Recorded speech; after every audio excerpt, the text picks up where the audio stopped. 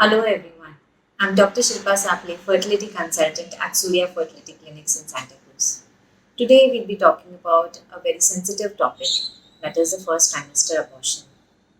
Now friends, many of you may have experienced this, that you just got the news of urine test being positive, but as the doctor calls you for further checks, you find that the baby is no longer growing.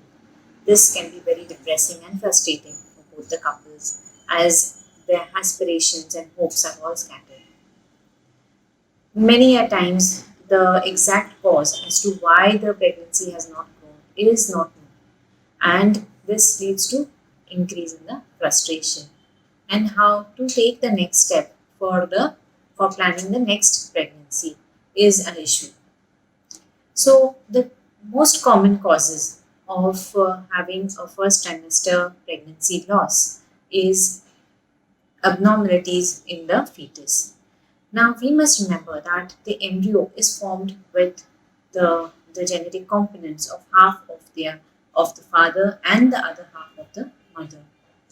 Now, during this formation, if there is any issue in the normalcy of the embryo, then this embryo cannot survive long. That is, it reaches to a stage and then stops growing. So, this could not only be genetic, it could be to do with other structural, that means organic problems or any metabolic problems in the baby as well. For this test, we are generally once the miscarriage is diagnosed, that means the pregnancy is no longer alive, a DNC or cleaning of the uterus is carried out and the materials are sent for testing. But we must remember this is not a foolproof test because at times the mother's blood gets contaminated and the report what you get is actually of the mothers and not of the babies.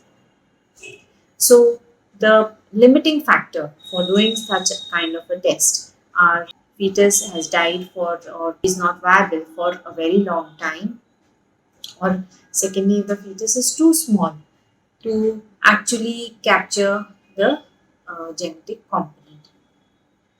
The next common cause of miscarriages in the first 3 months is something to do with the mother's blood.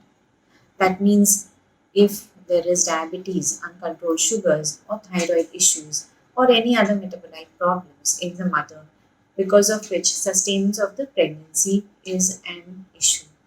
This can be easily correctable. This is easily correctable and can be handled by medications and a good control of the sugars, thyroid, preconceptionally of the mother. The last most common reason, which we can say, is some antiphospholipid syndromes. Now, friends, if you go to see, the pregnancy is sort of an implant. That means the embryo is a different person which is growing inside the mother's womb. And the only way the mother tolerates this kind of implant is because her immunity is suppressed during pregnancy, and this happens naturally. In some women, this process of natural suppression doesn't occur and they mount a sort of immune response to the pregnancy. So, in this case, there are microthrombi, that means small clots, which are formed at the fetal and maternal interface, that means the placental site, and this does not allow the pregnancy to grow.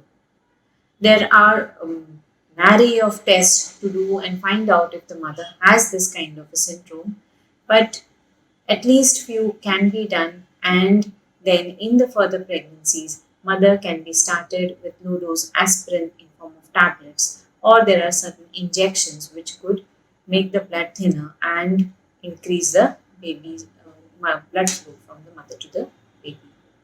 So, friends, this is in short the crux of first trimester abortions.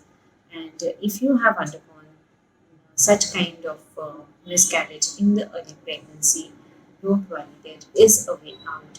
And certainly things can be monitored and dealt with to have a